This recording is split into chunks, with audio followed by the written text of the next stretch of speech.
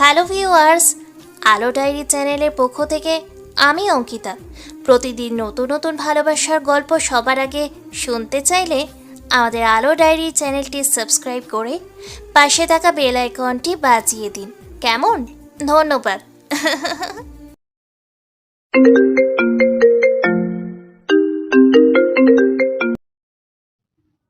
3 বছর বয়সী মীরার মাথায় পিস্তল ঠেকিয়ে ভিডিও করছে নিলয়। বাবার উপর ক্ষোভ প্রকাশ করছে তার 3 বছরের মেয়ে মীরার উপর। এই যে মাস্টার মশাই, তোর তো বেশ গরম। আমার সাথে গরম দেখাস? তোর মেয়ে তো বাসার মধ্যেই ছিল, সেখান থেকে নিয়ে আসতে আমার চুটকির ভেলকি লেগেছে মাত্র। অপেক্ষা কর লাশের, নয়তো এখানে এসে নিজের মেয়েকে নিয়ে যাস। মোবাইল স্ক্রিনে ভিডিও দেখে জ্ঞান হারায় মিম। তার একমাত্র মেয়ে কি দোষ করেছিল? রাফসান হতবাম হয়ে বসে আছে সোফায়। কি করবে এখন? দেরি না করে উঠে দাঁড়ায় রাফসান। লুঙ্গি পাল্টিয়ে প্যান্ট পরে নেয় সে। ড্রয়ার খুলতেই সামনে আসে তার ফেভারিট পিস্তলটা। হাত দেয়নি সেটাতে। মানিব্যাগ নিয়ে বের হয়ে যায় রাফসান। মিমকে হাসপাতালে নিয়ে যায় কাজের মেয়েটি। সেখানে ভর্তি করানো হয় তাকে। রাফসান নিলয়ের বলা জায়গাতে পৌঁছে ফোন করে নিলয়কে। কানের উপর ফোনটা রাখতেই চোখ ঝাপসা হয়ে যায় রাফসানের। পিস্তল থেকে কেউ একজন আঘাত করে রাফসানের মাথায়। পেছন থেকে কেউ একজন আঘাত করে রাফসানের মাথায়। ঢলে পড়ে যায় রাফসান পিচ ঢালা রাস্তায়। দুর্বল শরীরে প্রচন্ড মাথা ব্যথা নিয়ে চোখ খুলে রাফসান। সামনেই বসে আছে মীরা। রাফসানের চোখ খুলতেই মীরা বলল, পাপা পাপা, এলা আমাকে এমন করে বেঁধে রেখেছে কেন? এলাকে সেই পোতা লোকগুলো, তারা তোমাকে আর আমাকে মারতে চাইছিল। বলো, আমি ওদের মেলে ভূত বানিয়ে দেব। রাফসান মীরার দিকে তাকিয়ে আছে। ওর চোখে ভয় নেই, সাহস দেখছে ওর চোখে। না মামনি, এরা সে লোকগুলো নয়। এরা ভালো মানুষ, তবে বকে গেছে, মা বাবার শিক্ষা পায়নি। ও, তাই বুদ্ধি? হ্যাঁ মামনি। তাহলে তুমি ওদের বুঝিয়ে দাও।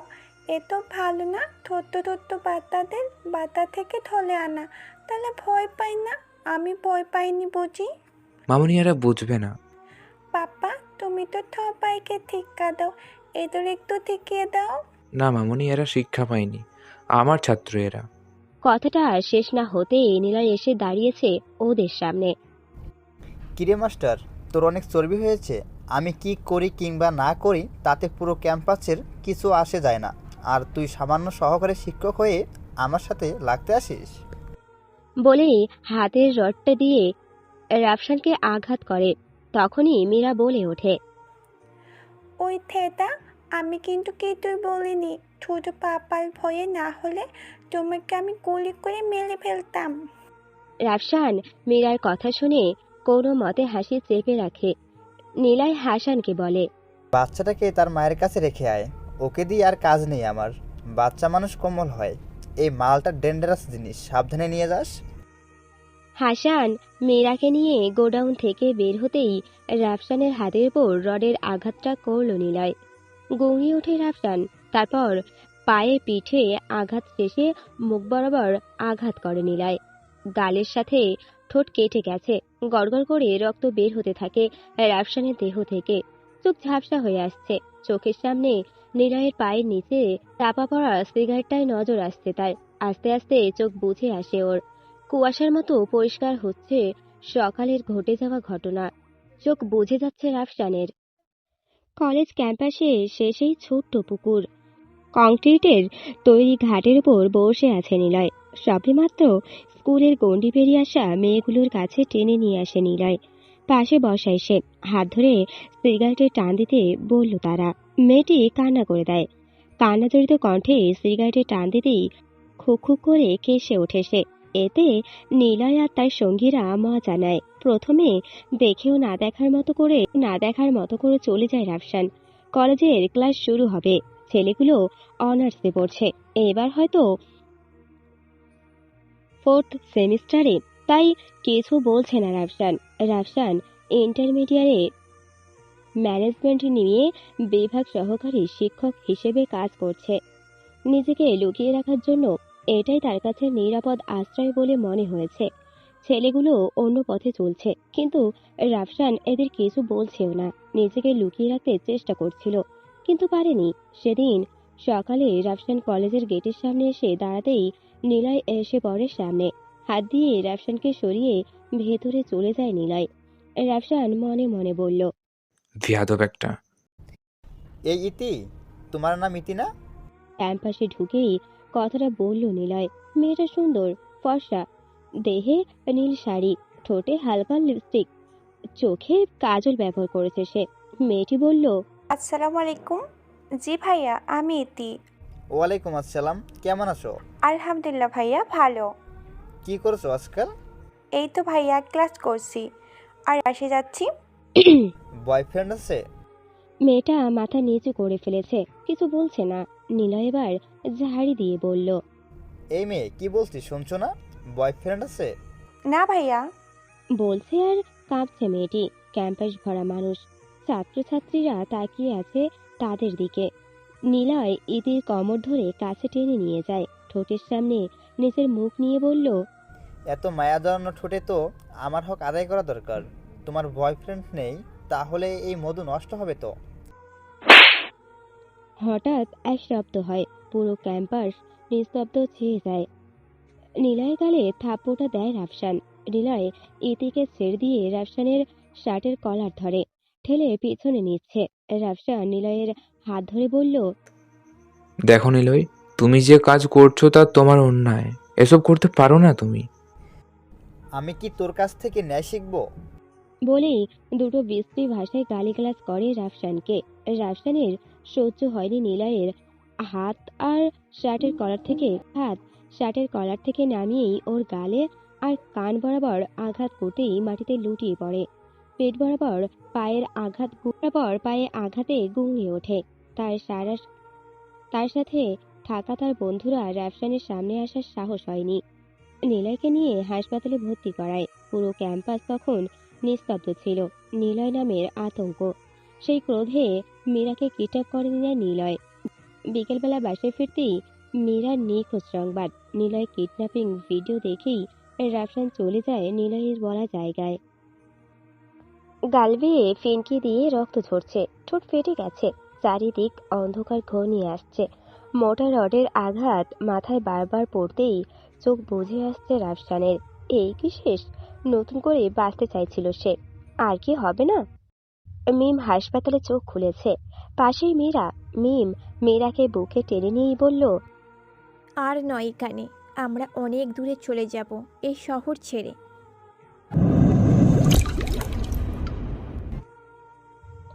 বেহুশ রাফসানকে হাসপাতালে নিয়ে আসে গোডাউনে দারোয়ান। প্রচুর রক্তক্ষরণ হয়েছে তার শরীর থেকে। রক্ত দরকার 2 ব্যাগ। এবি নেগেটিভ রক্তের গ্রুপ।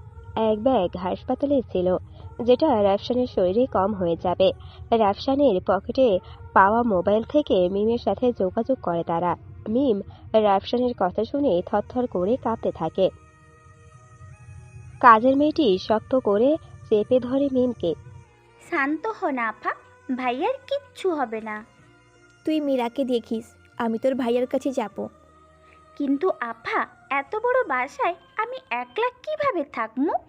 আচ্ছা, তুই বাসায় চলে যা, মীরাকে সেজু ভাবির বাসায় রেখে যাব। আচ্ছা আপা।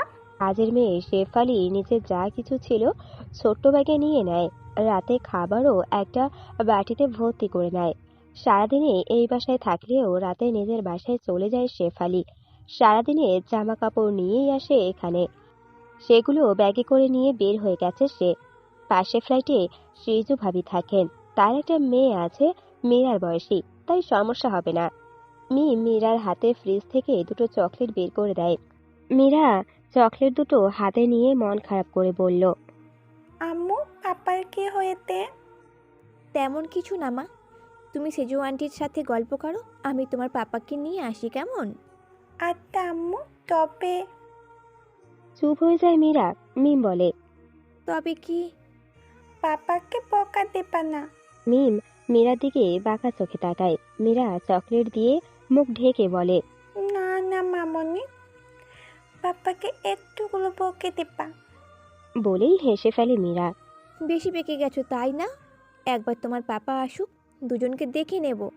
এখন ভদ্র মেয়ের মতো সেজু আন্টির কাছে থাকবা, আমি তাড়াতাড়ি চলে আসবো। মীরা কিছু বলে না।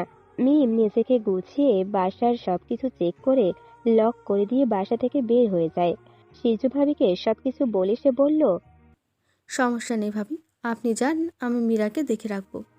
মৃদুর সাথে থাকুক মীরা, দুজন খেলা করবে। আপনি ভাইয়ের কাছে যান, দেখুন আল্লাহ কি করে।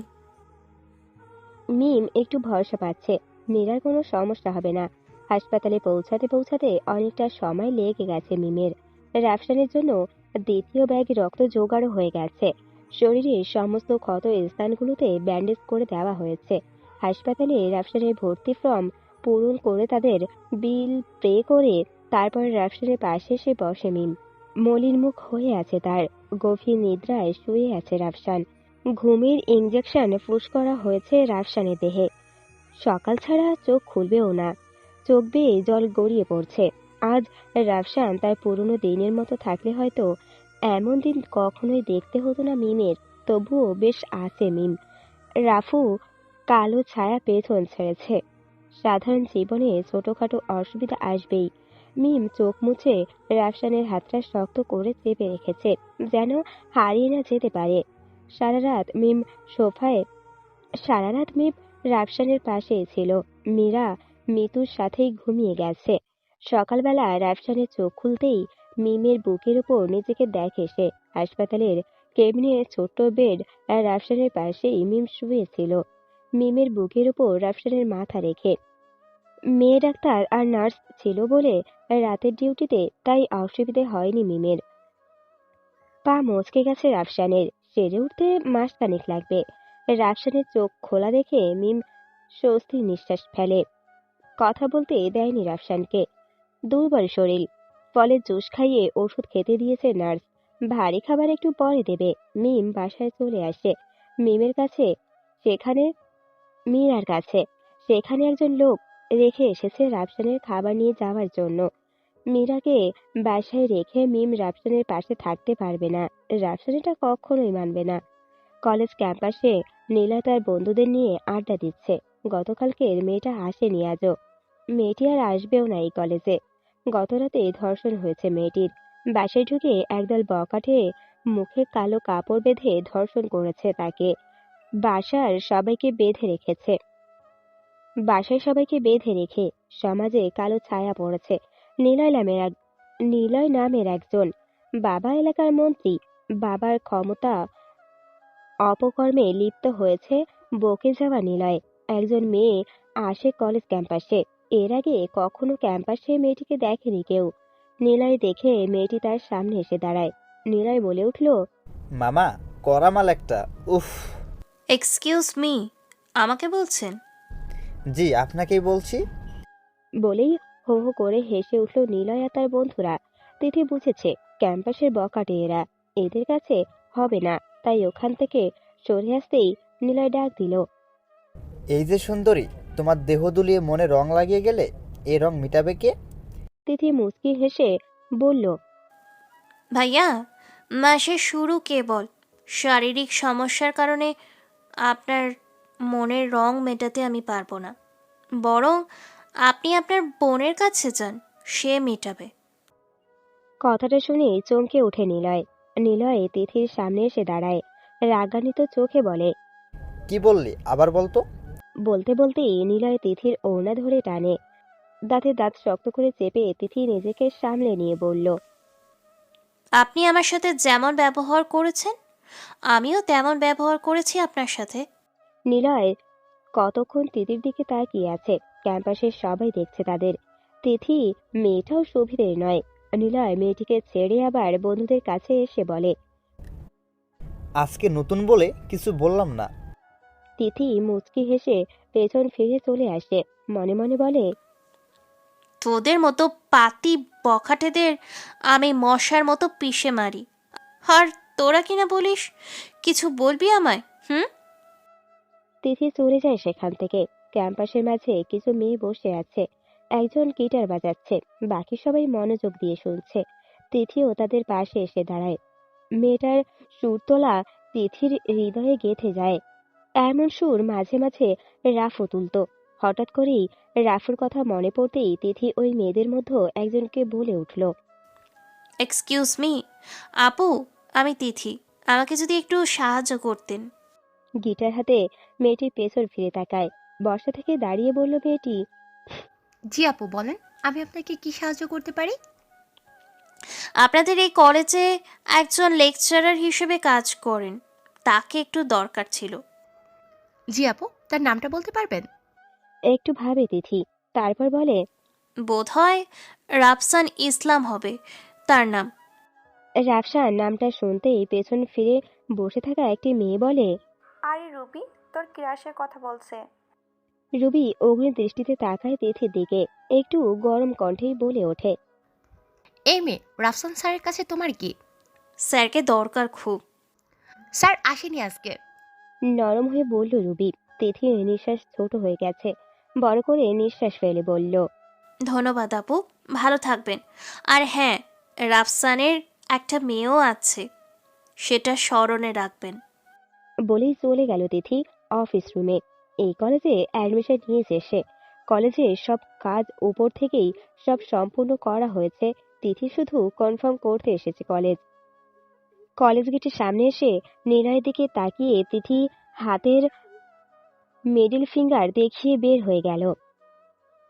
নিলয়ের মস্তিষ্কে আগুন জ্বলে উঠেছে। বন্ধুদের নিয়ে বাইক স্টার্ট দেবে, তখনই নিলয়ের ওপর স্টাম্প দিয়ে আঘাত করে শিমুল। কপাল ফেটে রক্ত ঝরছে। লেগে গেছে প্রচুর মারামারি। এই শোনো না, প্রতিদিন ভালোবাসার নতুন নতুন গল্প পেতে ও শুনতে চাইলে আমাদের আলোর ডায়েরি চ্যানেলটি সাবস্ক্রাইব করে পাশে থাকা বেল আইকনটি বাজিয়ে দিও, কেমন? ক্যাম্পাস থেকে বেরিয়ে তিথি আনমনে হাঁটছে। রাফসানকে তার ভালোবাসার কথা না বলা রয়ে গেছে, কিন্তু রাফসানের যে মেয়ে আছে তাদের সংসার, সেটার ক্ষতিও আমি করতে পারবো না।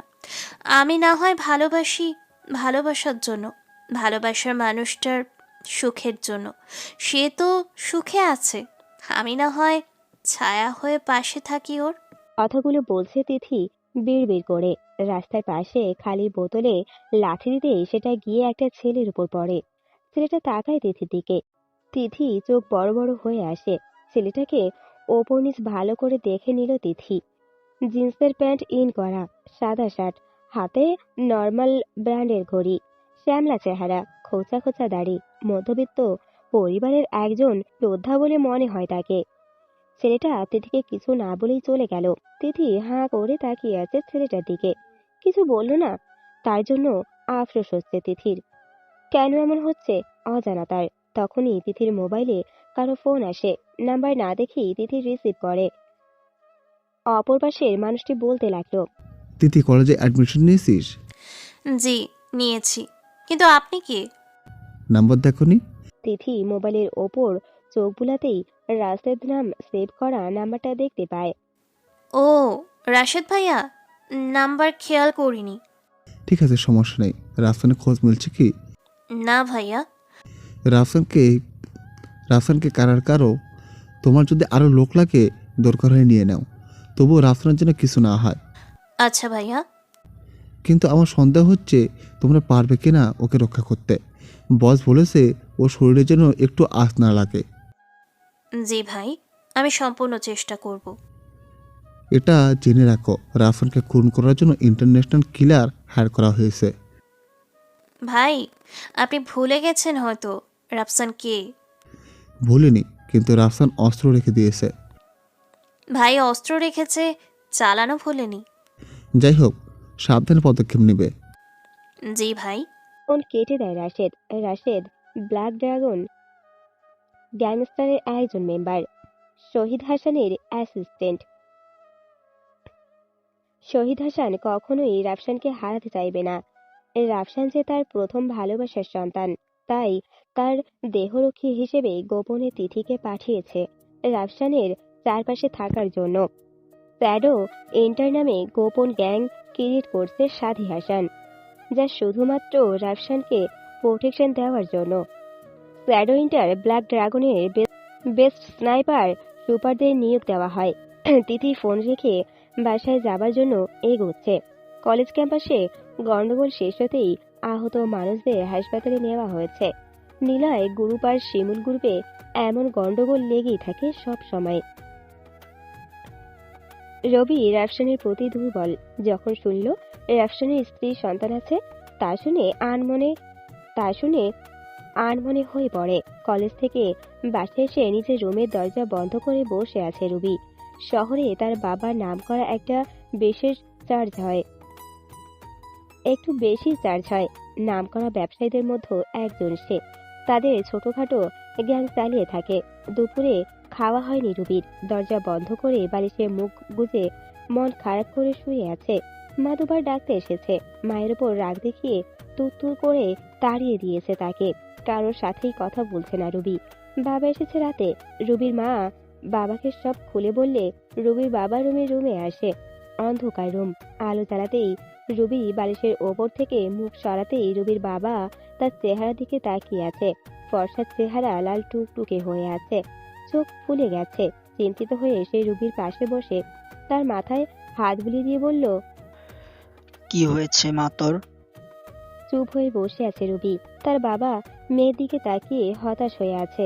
রুবি তার বাবার বুকে মাথা রাখে। আস্তে আস্তে বলে, সব কিছু বলে না। আস্তে আস্তে বলে, কিছুই বলে না। হঠাৎ তার খেয়াল আসলো, যদি রাফসানের স্ত্রী সন্তানকে দুনিয়া থেকে সরিয়ে ফেলা যায়, তাহলে তো তার জন্য রাফসানকে পাওয়া একদম সোজা হয়ে আসবে। হ্যাঁ, আমি তাই করব। রাফসানের জীবন থেকে তার স্ত্রী সন্তানকে সরিয়ে ফেলতে হবে। হ্যাঁ, আমি তাই করব। বিড়বিড় বলছে কথাগুলো রুবি। রুবির বাবা আকবর হোসেন তার মেয়ের মাথায় হাত বুলিয়ে দিয়ে বলল, চল মা, খেয়ে নিবি, খাওয়ার পরে সবকিছু শুনবো। বাবা।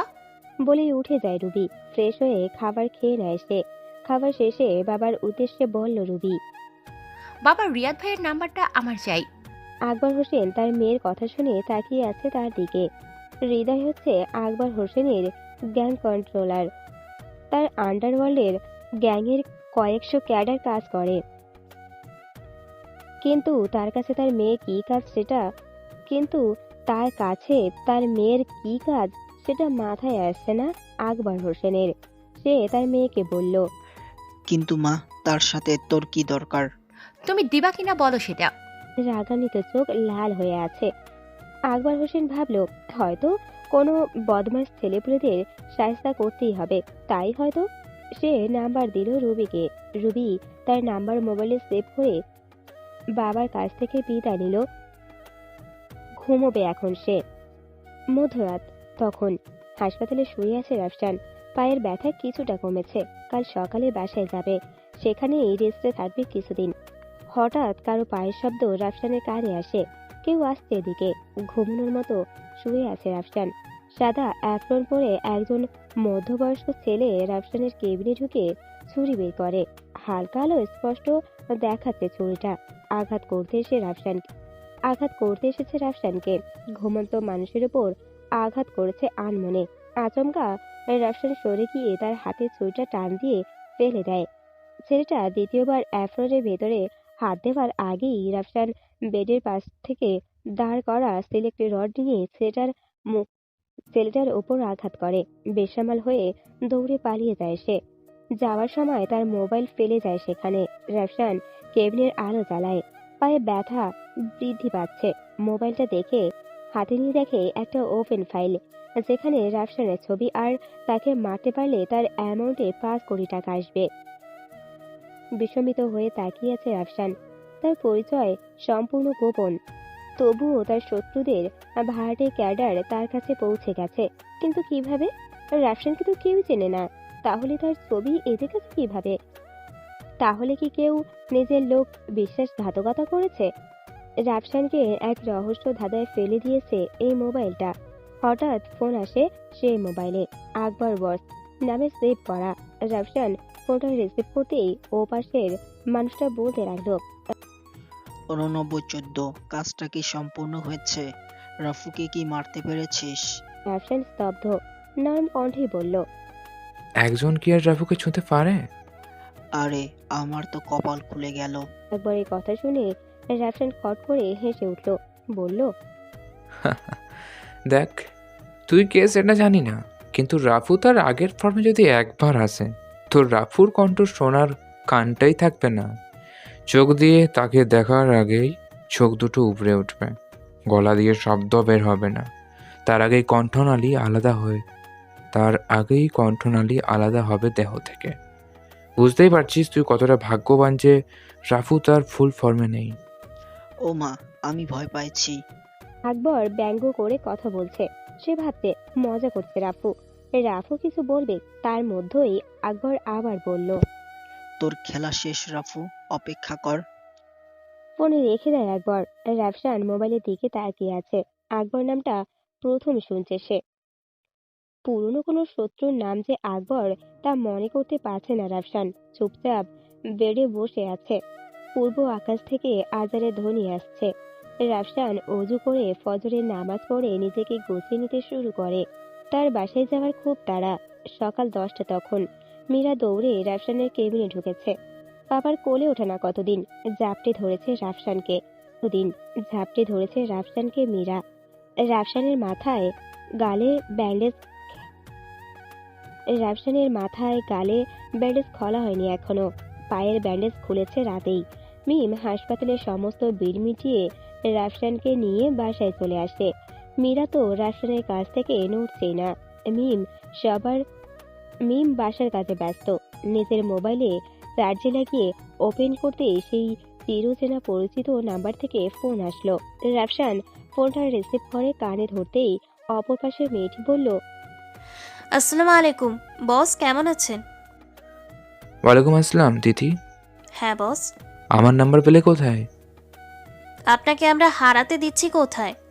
আমি স্বইচ্ছায় চলে এসেছি, তবুও কেন পিছু ছাড়ছো না আমার? আপনার শত্রুরা কি পিছু ছাড়বে আপনার, তা মনে হয়? রাফসান নিশ্চুপ, কিছু বলছে না। গত রাতের অ্যাটাক তাকে তার শত্রুদের মনে করিয়ে দিয়েছে বারবার। তিথি আবার বলে উঠল, রাফু ভাই। এবার বস বলেনি, ভাই বলেছে। নিজের মনের ফিলিংস লুকিয়ে রেখে স্বাভাবিকভাবেই কথা বলার চেষ্টা করছে তিথি। রাফসান মুখ খুলল, বলল, তিথি, আকবরকে? তিথি অবাক হয়। আকবরী কথা রাফু জানলো কিভাবে? উৎকণ্ঠিত গলায় বলল, বস, আপনি কি করে জানলেন আকবরের কথা? আমি জানতে চেয়েছি আকবরকে। অনেক কথা বস, কলেজে আসেন তারপর বলি। আজকে আসবেন কলেজে? না তিথি, আমি অসুস্থ, 15 দিনেও যাওয়া হবে না কলেজে। তিথির বুকটা ধুপ করে ভারী হয়ে আসে, কণ্ঠটা মলিন হয়ে গেছে। সে বলল, কেন বস, কি হয়েছে আপনার? সাধারণ মানুষের উপরে যেমন জুলুম হয়, ঠিক তেমন হয়েছে। বুঝলাম না বস। বুঝবে না তুমি? বস, বাসায় আসবো? না, আমি জানি তোমরা আমার বাসার ঠিকানা জানো, কিন্তু কি হয়েছে তা জানো না। তাই যেখানে আছো সেখানেই নজর রাখো। নিলয়ের কাম তামাম করে ফেলেছি বস। তিথির মনের কথা চেপে রাখতে পারল না। ভেবেছিল নিলয়ের ব্যাপারে যে তিথি সবকিছু জেনে সেটা রাফসানকে বলবে না। গোপনে নিলয়কে গায়েব করে দেবে তিথি, কিন্তু সে কথা গোপন রাখতেও পারল না তিথি। রাফসান বলল, তিথি, ছোটখাটো বিষয়ে ভায়োলেন্স হলে কি চলবে? মাছি মেরে হাত নোংরা কেন করবে? জি বস। আমি ফ্রি হলে দেখা করব, ততদিনের জন্য আল্লাহ হাফেজ। বলেই ফোন কেটে দেয় রাফসান। মীরা রাগান্বিত চোখে তাকিয়ে আছে রাফসানের দিকে। কোমরে হাত দিয়ে বলল, এই পোতা ঠেলে তিতিকে শুনি। তিথি দূরবীন দিয়ে রাফসানকে দেখছে। সেখানে সামনের বিল্ডিং এ ছাদ থেকে মুচকি মুচকি হাসছে মীরা। তার বাবাকে আঙুল দিয়ে ইশারা করে বকা দেওয়ার ভঙ্গি দেখে রাফসান মীরাকে ঘুষি দিচ্ছে। কপালে দুটো চুমু আর দুটো চকলেট দিয়েছে। মেয়ের সবকিছু ভুলে গেছে। তিথি নামের কিছুই শোনেনি মীরা। একবার মায়ের কাছে নালিশ করলে রাফসানের কলিজা শুকিয়ে ফেলতো মিম। তা যাই হোক, অল্পতেই মীরাকে হাত করতে পেরে খুশি রাফসান। পড়ন্ত বিকেলে বারান্দায় গ্রিল ধরে দাঁড়িয়ে আছে রাফসান। শাড়ি পরেছে মিম। রাফসানকে আনমনে বারান্দায় দাঁড়িয়ে থাকতে দেখে নিজে পেছন থেকে গিয়ে রাফসানের কোমর জড়িয়ে ধরে লেপ্টে আসে তার সাথে। পিঠের ওপর নিজের মাথা দিয়ে পৃথিবীর শ্রেষ্ঠ সুখের সুখী হয়ে চোখ বোঝে। রাফসান বাধা দেয় না মিমের এই সুখের। মীরা হুট করে তাদের পাশে এসে দাঁড়ায়, চুপচাপ তার হাতের একটা আঙুল দিয়ে রাফসানের পায়ে টোকা দিচ্ছে। রাফসান নিচের দিকে তাকাতেই মীরা মুখ বাঁকা করে বলল, পাপ্পা তুমি? কথাটা শেষ না করেই মীরা পেছনে কাজের মেয়েটি এসে দাঁড়ায়, হাতে ছুরি। থরথর করে কাঁপছে তার হাত। ধারালো ছুরি মীরার গলা বরাবর তাক করে ধরে আছে সে। রাফসান নড়ছে না তার জায়গা থেকে। মিম চোখ বুঝেই আছে, কিছু বুঝতে পারছে না তার চোখ বুঝে থাকার আড়ালে কি হতে যাচ্ছে। মীরা কাজের মেয়েটির দিকে তাকিয়ে আছে। মীরা কিছু বুঝতে পারছে না তার সাথে কি হতে চলেছে। রাফসান নিজের জায়গা থেকে সরে দাঁড়ালে মেয়েটি আঘাত করবে মীরার দেহে, তাই চুপচাপ দাঁড়িয়ে আছে রাফসান। কাজের মেয়েটি ঘামছে, সমস্ত শরীরে থরথর করে কাঁপছে।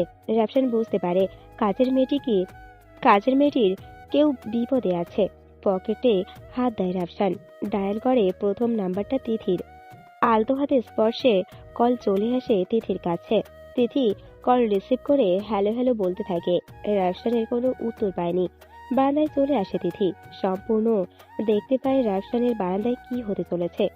রুম থেকে M146 নিয়ে M146 নিয়ে কাজের মেয়েটির দিকে তাকিয়ে তাক করে তিথি।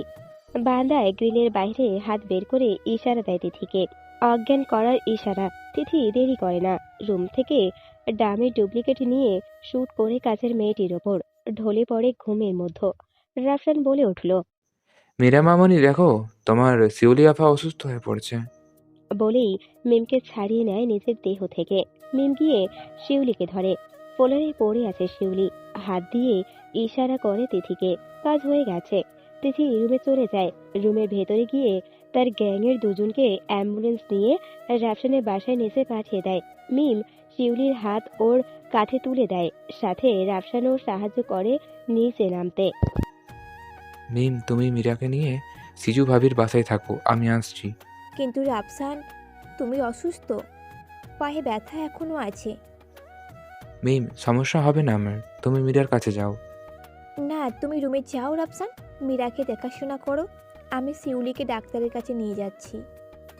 হঠাৎ খেপে যায় রাফসান। মিমকে ঝাড়ি দিয়ে গাড়িতে উঠে গেল রাফসান। মিম বুঝতে পারেনি রাফসান এমন অদ্ভুত রিয়াক্ট কেন করলো। মিম কিছুটা আন্দাজ করে কিছু একটা ঝামেলা আছে। কিছু একটা ঝামেলা আছে এর মধ্যে, তাই কথা না বলে রুমে চলে আসে মিম। মীরাকে নিয়ে ছাদে ওঠে আর রাফসান শিউলিকে নিয়ে তার নির্ধারিত গোডাউনে নিয়ে চেয়ারে বসিয়ে বেঁধে ফেলে। চারিদিকে তিথির লোক। রাফসান বসে আছে সামনে, শিউলি অজ্ঞান হয়ে পড়ে আছে। রাফসান তিথির সামনে এসে বলল, তিথি বল, এসব কেন হচ্ছে? আমি অন্ধকার জগতের বাইরের সৌন্দর্যে বেরিয়ে এসেছি, তবু কেন আমার পিছু নিয়েছিস? আর এই আকবরটা কে? কেনই বা আমাকে মারতে চায়? তিথি চুপ হয়ে বসেছে। রাফসান পাশে আলতো করে ওর হাতটা ধরে বলতে লাগলো, বস, সে 3 বছর আগের কথা, যখন আপনি গ্যাং ছেড়ে গোপনে এখানে চলে আসেন। তার কয়েক মাস পরের ঘটনা। আপনার বাবা শহীদ হাসান বিডি সকল মাফিয়াদের নিয়ে একটা মিটিং করে। মাফিয়া বলে ভুল হবে তাদের। দেশের কালো বাজারি গোল্ড ডিলারদের নিয়ে বোর্ড মিটিং হয়। আর ব্ল্যাক ড্রাগনের নাম শুনলে সব ছুঁচো শেয়ালগুলো পিছে লেগে যায়। সেই বোর্ড মিটিংয়ে উপস্থিত ছিলেন আকবর হোসেন, দিলীপ রাজ কবির, শুভাশিস, আরও কিছু গোল্ড এবং ডায়মন্ড স্মাগলার। মিটিংয়ে এবছরের সবচেয়ে বড় ডিল হতে যাচ্ছিল মিস্টার ওয়াহিদের সাথে। ওয়ার্ল্ডের নাম্বার 1 মেশিনারি গ্রুপ তার। আপনার দোস্ত জাহেদ মাসুদের বাবা মিস্টার ওয়াসিদের সাথে আকবর হোসেনের ড্রাগ স্মাগলিং করার প্রস্তাব দেয়। শহীদ হাসান তো পুরো গরম হয়ে উঠেছে। টেবিলের ওপর থাপ্পড় দিয়েই দাঁড়িয়ে যায় সে।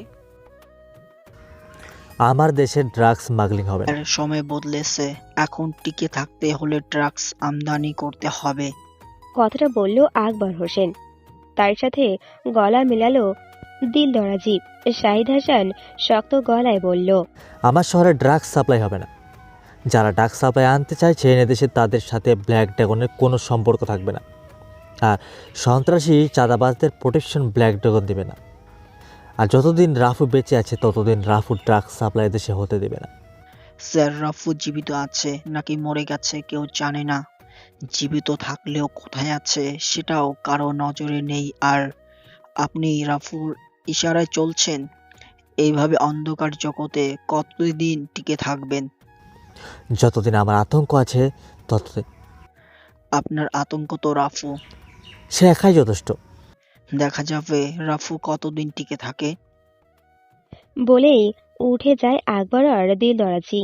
মিস্টার ওয়াহিদ শাহিদ হোসেনকে বলে, শহীদ ভাই, ভরসা রাখুন, আমার গ্রুপ থেকে বাংলাদেশ ট্রাক স্মাগলিং হবে না। শহীদ হাসান চুরুটে আগুন লাগিয়ে টানছে। মিস্টার ওয়াহিদের সাথে বাকি সকলে যার যার মতো গোল্ড হীরার ডিল করে চলে যায়। ডিল শেষে মিস্টার ওয়াহিদ আর শাহিদ সে বিল্ডিংয়ের ছাদে আসে। দুটো হেলিকপ্টার অপেক্ষা করছে দুজনের জন্য। হ্যান্ডশেক করে দুজন দুদিকে। তো আকবর হোসেন এখান থেকে চলে গিয়ে প্ল্যানিং করে রাফুকে মেরে ফেলার। সঙ্গ দিয়েছে দিল দরজি। সে খবর পেতেই আপনার বাবা আপনাদের গোপন গ্যাং তৈরি করে আপনাকে রক্ষা করতে ছায়া হয়ে পাশে থাকতে বলবে। তাই আমরা আপনার ছায়া হয়ে আছি 1.5 বছর। কিছুদিন আগে আমাদের গ্যাংয়ের একজন আপনার ছবি আকবর হোসেনের কাছে বিক্রি করে দেয়। সেটা জানার পর থেকে আর বাঁচতে দিইনি। পুরো 4 রাউন্ড গুলি করে তার বুক ঝাঁঝরা করে দিয়েছি। রাফসান তিথির কথা শুনে স্তব্ধ হয়ে বসে আছে। কি বলবে বুঝতে পারছে না। রাফসান এই চক্রান্ত থেকে বের হতে চায় শুধু, যেটা যে কোনো মূল্যই হোক। মীরার জন্য যা কিছু করা দরকার তাই করবে রাফসান। সাহেব, আমার বড় মেয়েকে তারা নিয়ে গেছে সাহেব। আপনাকে খুন করতে পারলে আমার মেয়েকে তারা ছেড়ে দিবে সাহেব, আর আমাকে 10 লক্ষ টাকা দিবে সাহেব, যার কারণে আমি আপনার উপর হামলা করতে চাইছিলাম। থরথর করে কণ্ঠ কাঁপছে ওর। রাফসান একটু ভেবে বলে উঠল, দিদি, আমার বুকে বুলেটের আঘাত কর, যেন আমি বেঁচে না থাকি। আমার মৃত্যুই শ্রেয়। কি? চমকে উঠে তিথি। রাফসান বলল, হ্যাঁ, এটাই আমার একমাত্র উপায় বেঁচে আছে। মীরার খুশির জন্য আমাকে মরতে হবে। আমার জন্য যেন তাদের কোনো আঁচ না আসে, সেই দায়িত্ব নিয়েছি আমি। আমার মৃত্যু হলে তারা নিরাপদ থাকবে। মিমের যা সম্পত্তি আছে তা দিয়ে তাদের সারা জীবন চলে যাবে। কিন্তু বস, আপনি চাইলেই ওদের চুটকি দিয়ে উড়িয়ে দিতে পারেন। কত শেষ করব বলো দিদি? একজন শেষ করলে 10 জন আসবে, 10 জনকে শেষ করলে 100 জন তৈরি হবে। আমি ক্লান্ত হয়ে যাব। আমার মৃত্যুই শ্রেয়। আমি পারবো না বস। তুমি না পারলে আমি নিজেকে নিজেই আঘাত করতে পারি। বলেই তিথির কাছ থেকে 9mm পিস্তলটা নিয়ে ট্রিগার টিপ দিতেই লুটিয়ে পড়ল ফ্লোরে। গড়গড় করে রক্ত ঝরতে থাকে সমস্ত ফ্লোরে। শিউলি তা দেখে আবার অজ্ঞান হয়ে যায়। এই শোনো না, প্রতিদিন ভালোবাসার নতুন নতুন গল্প পেতে ও শুনতে চাইলে আমাদের আলোর ডায়েরি চ্যানেলটি সাবস্ক্রাইব করে পাশে থাকা বেল আইকনটি বাজিয়ে দিও, কেমন? আবার জ্ঞান হারায়। রাফসানের দেহ ফ্লোরে পড়ে আছে। তিথি রাফসানের হাতটা ধরে ঠোঁটে স্পর্শ করে বলল, বস, এমনটা না হলেও পারতো। চোখ দিয়ে পানি পড়ছে তিথির। স্যাডো ইন্টারের ক্যাডার জয়, শিমুল, প্রিন্স আর কয়েকজন তিথির রাফসানকে নিয়ে ঘিরে দাঁড়িয়ে আছে। সবার চোখে বেদনার অশ্রু। জয় চোখ মুছে তিথিকে বলল, বস, আমার একটু যেতে হবে। তিথি জয়ের দিকে তাকায়। ওর চোখে পানি টলমল করছে। তিথির মাথা নাড়িয়ে সম্মতি দেয় যাবার। জয় নিজের স্পাইয়ার আর AK-47 জমা রেখে বের হয়ে যায়। তিথি আনমনে তাকিয়ে থাকে রাফসানের নিস্তব্ধ দেহের দিকে। গোডাউন থেকে বের হয়ে জয় গোডাউনের পিছনে চলে আসে। পকেট থেকে মোবাইল বের করে বুক পকেটে লাগানো কলমের সাথে যুক্ত ক্যামেরা থেকে মেমোরি বের করে ফোনে কন্ট্যাক্ট করে। রাফসান মরে যাওয়ার দৃশ্য স্পষ্ট। ভিডিও ক্লিপটা চেক করে আকবর হোসেন ইমেলে ভিডিওটা সেন্ড করে জয়কে। ভিডিওটা পৌঁছাবার 2 মিনিট বাদেই আকবর হোসেনের জয়ের ফোন আসে। রিসিভ করে জয়। আসসালামু আলাইকুম বস। ওয়ালাইকুম আসসালাম। বস, রাফুর কেস ক্লোজ। আমি জানতাম তুই পারবি জয়। এখন বল তুই কি চাস? যা ডিল হয়েছিল বস, তাই দিলেই হবে। 25 কোটি টাকা। ওকে, তোর ব্যাংক অ্যাকাউন্টে টাকা জমা হয়ে গেছে, চেক করে নিস। ধন্যবাদ বস। শোন জয়, আজ থেকে তোর আমার সম্পর্ক এখানেই শেষ। তুই আমাকে চিনিস না, আমি তোকে চিনি না, আর কখনো আমার সামনেও আসবি না। দরকার হলে আমি তোকে সাড়া দিব। ভালো থাকুন। ব্লক ড্রাগনের হাত থেকে বেঁচে থাকলে দেখা হবে আবার। বলেই ফোন রেখে যায়। আকবর হোসেন রাফুর মৃত্যুর ভিডিও আন্ডারওয়ার্ল্ডে ভাইরাল করেছে। সাথে সাথেই ধসে পড়ে ব্ল্যাক ড্রাগনের বিজনেস ওয়ার্ড। কমতে থাকে ব্ল্যাক ড্রাগনের কাস্টমার। গোল্ডের মার্কেটে ধাক্কায় পাহাড় পৌঁছায়। ড্রাগ মাফিয়ারা একে একে বের হতে শুরু করে। জয় গোডাউনের পেছনে দাঁড়িয়েছিল তখন। 25 কোটি টাকা জয়ের জন্য আসমান সমান বড় হওয়া যথেষ্ট। খুঁটিতে আত্মহারা হয়ে আছে। পাশেই ঝোপঝাড়। পেট হালকা করতে দাঁড়িয়ে আছে ঝোপের পাশে। জিপার খুলতেই রাফসান এসে দাঁড়ায় জয়ের পাশে। পেছন থেকে ঘেরাও করে রাখে জয়কে। জয়ের চোখে ভয় সৃষ্টি হয়েছে। রাফু পেট হালকা করছে ঝোপের মধ্যে। জয় প্যান্ট ভিজিয়ে ফেলেছে। রাফুর কাজ শেষ হলে জয়ের কাঁধে হাত রাখে। রাফু বলে, 25 কোটি টাকা একটু বেশি, তাই না দিদি? কি যে বলেন বস, আমি তো 5 কোটি টাকা পেলেই আপনাকে মেরে ফেলার প্ল্যানই করতাম। কিন্তু কিন্তু কি দিদি?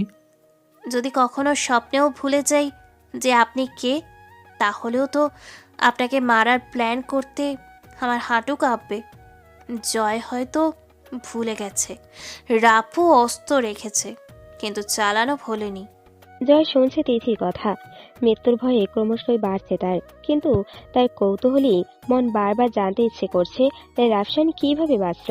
সে তো নিজেই তার বুকে গুলি চালিয়েছে। জয়ের মুখের দিকে তাকিয়ে আছে রাফু। বুঝতে পারছে জয়ের কনফিউশন। রাফু বলতে থাকলো, জয় গেমটা ভালোই খেলেছিস, কিন্তু কার সাথে গেম খেলতে যাচ্ছিস সেটা কখনোই ভাবিসনি। তোর প্ল্যানটা ঠিক ছিল। হাসপাতালের কম্পাউন্ডার রমেশের হাতে আমাকে মারতে চাইছিলি সেদিন রাতে, কিন্তু ব্যর্থ। আকবর হোসেনের নাম্বারের পাশে তোর নাম্বারটাও ছিল। তখনই আমি তোর সাথেই গেম খেলি। কম্পাউন্ডার রমেশ আমাকে মারতে এসেছিল, কিন্তু আমি তাকে ধরে ফেলি। সে পালাতে না পেরে তোর সত্যিই আমার কাছে বলে দেই। আমিও তোকে কিছু না বলে এখনো কেন বাঁচিয়ে রেখেছি, কেন জানিস? এটা আমার গেম। আমার ফেক মৃত্যুর সংবাদ তুই তোর বসের কাছে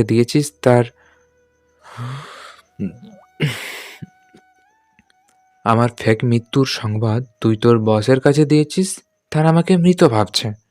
আমার উপরের অন্ধকার জগতের কালো ছায়া কেটে গেছে, কিন্তু তুই যে আমার কাজের মেয়ে শিউলিকে ব্যবহার করবি তা জানা ছিল না। ভালো থাকিস।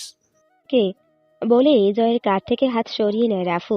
তিথির বুলেট জয়ের মাথা ছেদ করে। রাফু সিগারেটে আগুন লাগিয়ে টানছে। জয় লাশে ঝোপের নিচে গর্ত করে পুঁতে ফেলে। শিউলিকে নিজের বাসায় রেখে আসে তিথির গ্যাং। তিথি বলল রাফুকে, বস, আজ রাতে পার্টি হবে আমার কাছে থেকে। না, পারবো না দিদি। মিমিকে নিয়ে বাসা চেঞ্জ করতে হবে। তা বস, বাসা চেঞ্জ করবেন, কলেজের চাকরিটা? এটা থাকবে। আরে শহরেই আছি আমি, যাচ্ছি না কোথাও। আর এখন তো সবার কাছে রাফু মৃত। জি বস। আচ্ছা তাহলে আমি আসি আজ। বস, রাতের পার্টিতে আপনার জন্য অপেক্ষা করব। রাফসান মুচকি হাসি দিয়ে হেসে চলে যায় সেখান থেকে। তিথি রাফসানের জন্য একটা বাসা ঠিক করে রেখেছে। মিম মীরাকে নিয়ে শুরু বাসায় আসলেই হবে। রাফসান নিজের রুমে এসে মিমকে বলল, তোমার যা কিছু নেবার নিয়ে নাও। এই বাসা চেঞ্জ করছি আমরা আজকেই। মিম অবাক হয়ে বলল, কেন, কিছু কি হয়েছে? না, কিছু হয়নি, কিন্তু বাসা চেঞ্জ করতে হবে এখনই। মিম দ্বিতীয় কথা বলার সাহস পায়নি। রাফসানের পায়ে ব্যথা, খুঁড়িয়ে খুঁড়িয়ে হাঁটছে। মীরার কাছে এসে বসেছে রাফসান। মীরা ঘুমাচ্ছে। তার মাথায় হাত বুলিয়ে দিয়ে বলল, মামনি, তোমাদের ছায়া হয়ে থাকবো সারা জীবন। আলতো করে ওর কপালে চুমু দেয় রাফসান। মিমের সামান্য কিছু জামা কাপড় নিয়ে নিয়েছে। মীরার রাফও কিছু কিছু নিয়েছে। সন্ধ্যা নামার আগেই রাফসান তাদের নিয়ে নতুন বাসায় উঠেছে। সুন্দর করে সাজানো এই রুম তিথি নিজে হাতে সাজিয়েছে। জয়ের প্ল্যানিং এর কথা জেনেই তিথিকে একটা বাসা নিতে বলেছিল রাফসান। তিথি সে অনুযায়ী এই রুমটা নিয়ে সাজিয়ে রেখেছে। মিমের পছন্দ হয়েছে খুব। ব্যালকনির ছোট্ট বাগানটা দেখে লাফিয়ে উঠেছে, কিন্তু তার মন খারাপ।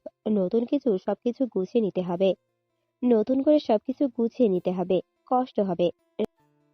রাফসানের মনে ভয়, বুকটা ভার হয়ে আছে। মীরা যদি কিছু হয়ে যেত তখন নিজেকে ক্ষমা করতে পারতো না রাফসান। মাথা ঝিমঝিম করছে। রুম থেকে বের হয়ে ছাদে আসে। আকাশ কালো হয়ে গেছে। রাত নেমেছে বিবর্ণ আকাশে। হালকা বাতাসে ছাদের পরিবেশ অন্যরকম হয়ে আছে। তিথির কাছ থেকে সিগারেটটা নিয়েছিল, সেটা আছে এখনো।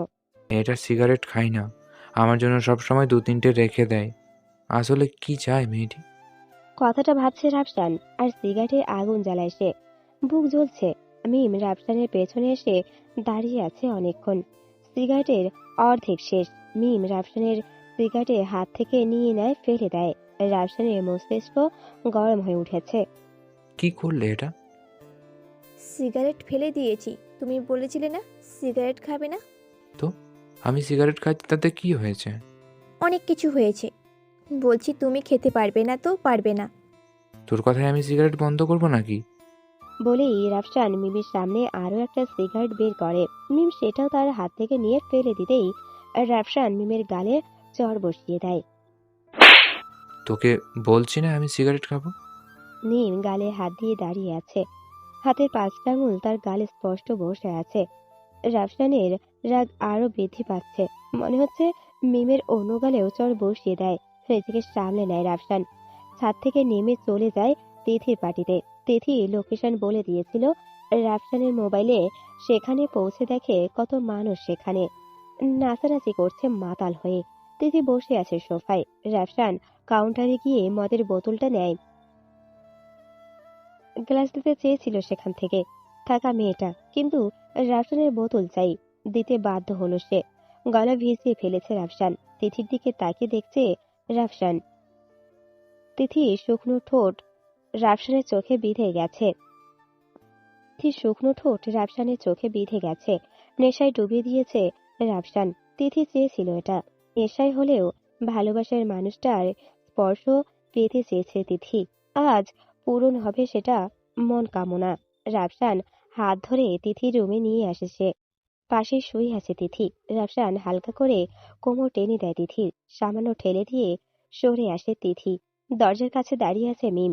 অগ্নিদৃষ্টিতে তাকিয়ে আছে সে। তাকে ফোন করা হয়েছে। কি করেছে? তিথি নিজের শার্ট ঠিক করে নেয়, মিমের সামনে এসে দাঁড়ায়। কেমন আছো মিম? তুমি আমাকে কিভাবে জানো? বাঁকা চোখে তাকিয়ে বলল মিম। তার ছেলের হাসি হেসে বলল তিথি। আমি আপনাকে শুরু থেকেই চিনি। আমি জানি আপনি কে। তোমার লজ্জা করে না সব কিছু জেনেও এমনটা করতে? লজ্জা কেন হবে? ঠাস করে তিথির গালে থাপ্পড় বসিয়ে দেয় মিম। তিথি আবারও মিমের দিকে তাকায়। মিম তুমি ভুল ভাবছো মিম, আমি তেমন মেয়ে নই। থাপ্পড়ের গতি তিথিকে বুঝিয়ে দিয়েছে। মিম তিথিকে নষ্টা মেয়ে ভাবছে। তিথি জবাব দিল।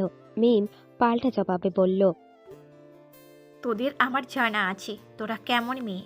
মিম, তুমি কি ভাবছো? তুই একটা নষ্টা মেয়ে, অন্যের স্বামী চোখে নেশা জড়িয়ে তাদের সাথে ফষ্টি নষ্টি করিস। মিমের কথা শেষ হতে না হতেই তিথি মিমের গাল দুটো এক হাত দিয়ে চেপে ধরে দেয়ালের সাথে ঠেকিয়ে ফেলে। দাঁতের চাপে ব্যথা পাচ্ছে মিম।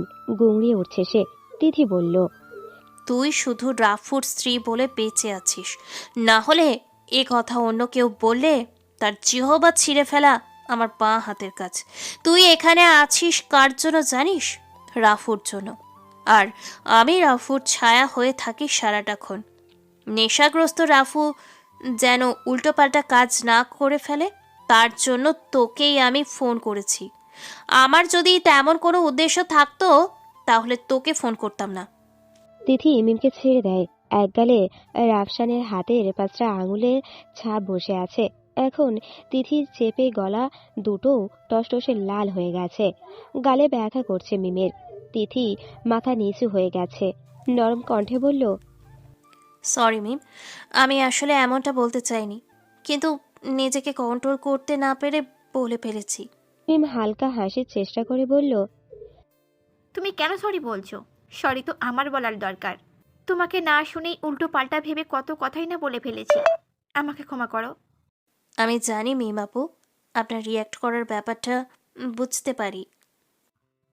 কে তুমি? মিম প্রশ্ন করে তিথিকে। তিথি চুপ হয়ে যায়। মিম আবারও বলল, কে তুমি? আমি তিথি। মিমের চোখ দুটো বড় বড় হয়ে গেছে।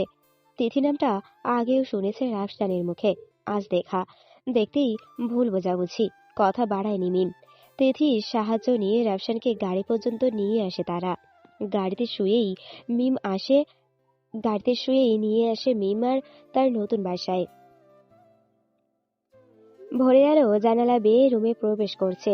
রুবি বসে আছে জানালা বরাবর, মোবাইলে রাফসানের ছবি। চোখ ভিজিয়ে দেখছে তাকে। বাবা আকবর হোসেন হঠাৎ আনন্দিত। কেন সে এত খুশি? তার কারণ জানতে পারেনি রুবি। শাহানা ফোন আসে রুবির ফোনে। শাহানা রুবির বান্ধবী, ভার্সিটি যাওয়ার জন্যই ফোন করে সে। রুবিও তৈরি হয়ে নেয় দ্রুত। তার মনের আকাঙ্ক্ষা দু চোখ ভরে রাফসানকে দেখা। এই রাফসান কলেজের সরকারি শিক্ষক আর রুবি অনার্সের স্টুডেন্ট। চাইলে সবকিছু হয়ে যেতে পারে তাদের মধ্যে। মাঝে শুধু রাফসানের স্ত্রী মেয়ে বাধা হয়ে দাঁড়িয়ে আছে। রুবি সে বিষয়ে ভাবছে, কিন্তু তার আগে ওই তিথি মেয়েটাকে দেখতে হবে। নতুন এসেছে ভার্সিটিতে, তবুও তার সাহস দেখে অবাক হয়েছে রুবি। ভার্সিটির গেটেই দাঁড়িয়ে আছে জোনায়েদ মাসুদ, হাতে জ্বলন্ত সিগারেট। ধোয়ার গন্ধে ঝাঁঝালো সিগারেটে সাদা খোলসে গাঁজা ভরে টানছে মাসুদ। ভার্সিটি নতুন অ্যাডমিশন নিয়েছে সে, পার্সোনাল মিশন এসেছে সে। কিন্তু ভাববার বিষয় হলো, এই বিজনেসম্যান মাসুদ এখানে কেন? একজন সফল বিজনেসম্যান হয়েও সে একজন শপ শুটার। দুনিয়ার সকল অস্ত্র চালানোতে পণ্ডিত সে। একসময় রাফুর সাথে ট্রেনিং নিয়েছে সে। ভার্সিটির গেট থেকে আস্তে আস্তে স্টুডেন্ট আসছে। মাসুদ সিগারেটে ধোয়া গেটের ভেতরে আসা সুন্দরী মেয়েদের মুখে ছাড়ছে। বেপরোয়া সে। সেই মুহূর্তে গেটের ভেতরে প্রবেশ করে রুবি। সিগারেটের ধোয়া রুবির মুখে ঝাড়তেই রুবি ঘুরিয়ে মাসুদের দিকে উঠে থাপ্পড় দেয়। মাসুদ রুবির হাতটা ধরে ফেলে। স্কার্টের হালকা ওপরে মাসুদ তার হাত দিয়ে নিচের দিকে টেনে নেয় রুবিকে। রুবি স্তব্ধ হয়ে গেছে, চোখ দুটো বড় বড় করে তাকিয়ে আছে মাসুদের দিকে। আলতো করে রুবির ঠোঁটে তার ঠোঁট মিশিয়ে নেয়। পেছনের সবকিছু নিস্তব্ধ হয়ে গেছে তাদের। মামুনি, এই মামুনি, আমরা কোথায়? এটা কোথায়? ঘুম থেকে উঠেই মীরা চিৎকার শোনে মিম। রান্নাঘর থেকে রান্না রেখে চলে যায় মীরার কাছে। মিমকে দেখে মীরা বলল, মামুনি, এটা তো আমার বাতা না, কোথায় আমরা? মিম মীরার মাথায় হাত বুলিয়ে বলল, সোনামণি, এখন থেকে এটাই আমাদের বাসা। মীরার মুখটা ছোট্ট হয়ে আসে। ওর পছন্দ হয়নি বাসা, তবুও কিচ্ছু বলেনি। পাশ ফিরে রাফসানকে না দেখে মীরা বলল, মামুনি, পাপা কোথায়? মিম কিছু বলল না। মীরার কাছ থেকে উঠে রান্নাঘরে চলে যায় মিম। মীরা বিছানা থেকে নেমে সম্পূর্ণ বাসাটা হেঁটে দেখছে। পাশের রুমটা দরজাটা আটকানো। মীরা বলল, মামুনি, এই মামুনি, দরজা খুলতো না কেন? মিম রান্নাঘর থেকে বেরিয়ে আসে। মীরার সামনে বসে মিম বলল, এখানে জলহস্তি আছে মাম্মাম। জলহস্তি কি মামুনি? মীরা মুখে জলহস্তিকে টলস্তি শুনে মিম হাসি চেপে রাখে, তারপর বলে, মাম্মাম, এটার ভেতরে বানর আছে, বানর। হুতুম পেঁচা, কুমির আছে, গন্ডার আছে। বলেই মুখ বাঁকা করে নেয় মিম। মীরা অল্প বয়সে বুড়ি হয়েছে। এর আগেও মিম যখন রাগ করতো তখন রাফসানকে এসব বলতে শুনেছে, তাই ও বলল, মামনি, পাপ্পাকে একটু বলবা না, পাপ্পা হলো একটা তেলখানা। মিমের ফ্লোরে গোড়াগড়ি দিয়ে হাসি দিতে মন চাইছে, পরে পারছে না মীরার সামনে। মিম মীরাকে কোলে তুলে নেয়। রান্নাঘরে নাস্তা বানাচ্ছে মিম, পাশে বসে আছে মীরা। মামনি কি করছে সেটা দেখছে সে। রাফসানের ঘুম ভেঙে মোবাইলের রিংটনে তিথি ফোন করেছে। রাফসানের মাথা এখনো ঝিমঝিম করছে রাতের নেশায়। তিথি ফোন রিসিভ করতেই পারেনি, কলও করেনি দ্বিতীয়বার। রাফসান বিছানা থেকে নেমে বাথরুমে গিয়ে ফ্রেশ হয়ে নেয়। মাথাটা ঝিমাচ্ছে। টেবিলে নাস্তা তৈরি করে রেখেছে মিম, রুটি আর মাংসর ভুনা। আগেই খেয়ে নিয়েছে মিম মীরা। খেয়ে নিজের রুমে গাল ফুলিয়ে বসে আছে মা মেয়ে। রাফসান খাচ্ছে আর ভাবছে গতকালের কথা। মিমের গালে থাপড় দেওয়াটা ঠিক হয়নি। তারপর রাতে তো পার্টিতে গিয়েছিল, বাসায় আসলো কিভাবে? উল্টোপাল্টা কিছু করেনি তো আবার? দেখতে হবে। নাস্তা সেরে ল্যাপটপ নিয়ে বসেছে রাফসান। রুমের ক্রিকেট ক্যামেরা ফুটেজ দেখছে সে। না, মিমের সাথে রাতে তেমন কিছুই হয়নি, কিন্তু মিম আমাকে বাইরে থেকে নিয়ে আসছে। তাকে তার খোঁজ দিয়েছিল কে? মিম তো তিথি রুমেই ছিল। ল্যাপটপ বিছানায় রেখে মা মেয়ে যে রুমে বসে আছে সেই রুমে যায় রাফসান। মিম তো কথা বলবে না, তাই ভালো করেই জানে রাফসান। মীরাকে কোলে নিতেই হাত বাড়ায় রাফসান। মীরা তার হাত ধাক্কা দিয়ে সরিয়ে দেয়। ঠোঁট উল্টো করে রেখেছে মীরা। মা মেয়ে দুজনেই ফুলে ফেপে রয়েছে। এদের রাগ ভাঙাতে রাফসানের উঠে পড়ে লাগতে হবে। কলেজ ক্যাম্পাসে স্টুডেন্ট আসছে। মাসুদ শিমুলের হাত ধরে বলে, ভালো লেগেছে তোমাকে। তুই জানিস আমি কে, কি আমার পরিচয়? আমি জানি তুমি একটি মেয়ে, নরম ঠোঁট, উষ্ণ কোমর, ঘায়েল করা চোখ, আকৃষ্ট করা ফিগারওয়ালা একটি মেয়ে। এই যে তোর সাহসের সীমা অতিক্রম করে ফেলেছিস কিন্তু। হ্যাঁ করছি, নতুন প্রেমে পড়লে একটু আধটু সাহস দেখাতে হয়। তুই জানিস এগুলো যদি আমার বাবা জানতে পারে তোর কি অবস্থা হবে? আমি ভয় পাই না। তোমার মিষ্টি ঠোঁটে যে আমার মুখ মিষ্টি মিষ্টি হয়ে গেছে, সে সাথে ভয়ও কেটে গেছে। বলতে বলতে মাসুদ রুবির কোমর জড়িয়ে ধরে হস্তাধস্তি করে। রুবি কোনো রকম হাত থেকে কোমর মুক্ত করে। দেখ, বেশি খারাপ হয়ে গেছে, তোকে আমি কি করি দেখিস। স্যার একটু শুনুন। রাগলে তোমাকে হেব্বি লাগে জান। আজকে লাঞ্চ টাইমে আমি আপনার সাথে বসতে পারি একটু? রাগে সমস্ত শরীর আগুন হয়ে গেছে। আমি বাসা থেকে বিরিয়ানি নিয়ে এসেছিলাম। প্রথম কেউ তার সাথে এমন ব্যবহার করছে। ঘটনার সবকিছুই শিমুল দেখছে দূর থেকে। কাছে আসে মর্ষদের। শিমুল হাত বাড়ায় মর্ষদের দিকে, বলে, হাই, আমি শিমুল, এই ক্যাম্পাসের পুরনো প্লেয়ার। মাসুদ শিমুলের হাত থেকে ধরে বলে, আমি জায়েদ মাসুদ, ক্যাম্পাসে নতুন কিন্তু ট্রেনিং প্রাপ্ত মাল। ভাল লাগছে তোর অ্যাটিটিউড। Same here. ঘাড়তেরা মাসুদ বুঝতে পারছে না শিমুল। কাঁধে হাত দেয় মাসুদের। শিমুল বলে, আমি জানি না তুই সিনিয়র নাকি জুনিয়র, তবে তোকে ভাল লাগছে ফ্রেন্ড। শিমুল কথাটা বলে। মাসুদ শিমুলের কাঁধে হাত রাখে। ক্যাম্পাসে শিমুলের বন্ধুগুলো খেয়ে পেয়ে যায়। মাসুদের সামনে এসে বলে, তুই শিমুল ভাইয়ের কাঁধে হাত দিস কোন সাহসে? মাসুদ ডিরেক্ট জবাব, তোদের শিমুল ভাই কি বলল শুনিসনি? ফ্রেন্ড বলছে। আর ফ্রেন্ড মানে কি তা তোদের বোঝাতে হবে না। শিমুলের বন্ধুগুলো চুপ হয়ে গেছে। মাসুদের দিকে তাকিয়ে শিমুল বলল, তুই একটা জিনিস। মাসুদ কিছুই বলল না। শিমুলের সাথে ক্যাম্পাসে চেষে আড্ডায় জড়িয়ে গেছে, সবার সাথে পরিচিত হচ্ছে। বাসা ভালো লাগছিল না, তাই কলেজে চলে আসে রাফসান। মাসুদের চোখ রাফসানের দিকে পড়তেই চমকে ওঠে। মাসুদ সে ভিডিও দেখেছে যে ভিডিওতে রাফুর মৃত্যু হয়েছে। শিমুলদের আড্ডা থেকে উঠে সোজা রাফসানের সামনে এসে দাঁড়ায় মাসুদ। রাফসান মাসুদকে দেখেও না দেখার ভান করার মতো সাইড হয়ে চলে যায়। অবাক হয়ে যায় মাসুদ। পেছন থেকে রাফসানের কলার ধরে নিচের দিকে করে মাসুদ রাফসানকে। রাফসান এক হাত দিয়ে তার শার্টের কলার ছাড়িয়ে নেয় মাসুদের হাত আর বলে, চকলেট খাবো? কে ভাই তুমি? তোমাকে তো এর আগে কখনো এই কলেজ ক্যাম্পাসে দেখিনি। ধূপ করে এক আওয়াজ হয়। মাসুদ রাফসানের নাক আর মুখের মাঝ বরাবর মুষ্টিবদ্ধ হাতে আঘাত করে। নাক ফুলে ফেটে গড় গড় করে রক্ত ঝরছে, ঠোঁট ফুলে গেছে।